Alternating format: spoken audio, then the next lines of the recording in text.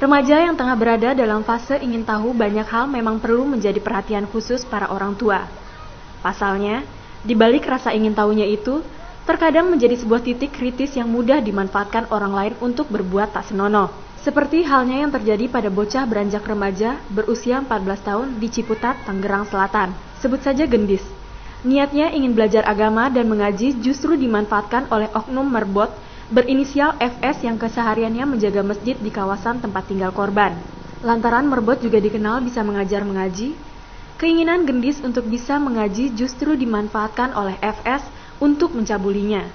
Kasus ini terungkap ketika kakak korban mengetahui dari beberapa tulisan di buku harian milik korban dan melaporkan kepada sang ibunda. Awalnya sore-sore kakaknya dia yang pertama bilang sama saya, Mak, si Anan nulis itu buku harian, tapi kok tulisannya begitu. Emang tulisannya apa? Katanya dia enjok-enjokan sama si Firman. Dan maksudnya apa nih? Saya bilang gitu. Ya coba kamu ambil itu bukunya, saya bilang gitu. Terus kata dia, ntar orang lagi diumpetin sama si anaknya. Ya udah, tunggu tuh sampai sore.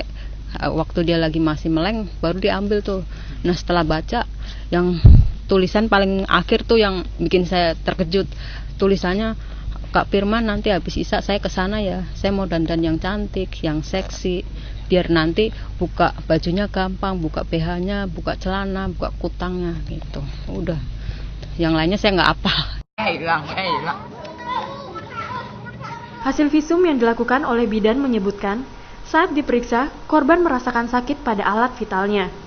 Sang ibunda mengatakan, korban yang tergolong anak pendiam tidak menunjukkan tanda-tanda yang mengindikasikan adanya pelecehan yang terjadi pada dirinya sejak bulan Desember tahun lalu. Udah, semua udah keciptok. Ya sebelum melapor, kan setelah saya menemukan buku harian itu, anaknya saya tanyain tapi nggak ngaku. Pasti ini ada penyebab lain, tapi dia nggak mau jawab, tetap nangis malahan dia. Takut karena merasa takut. Jadi dia nggak terbuka sama orang tua. Nggak mau ngomong gitu. Kan mau dibawa ke bidan itu juga atas bujukan tetangga. Saya minta tolong. Setelah tetangga, jadi tetangga yang ngomong, dibujuk sama tetangga. Akhirnya dia mau ke bidan sama saya nih, saya antar malam. Nah bidan ngasih saran, kan ditanya-tanya gitu ya, ngaku kan anaknya. Ya, pokoknya saya tuh pas saya bawa ke bidan itu, saya suruh nunggu luar berdua sama istri saya kan.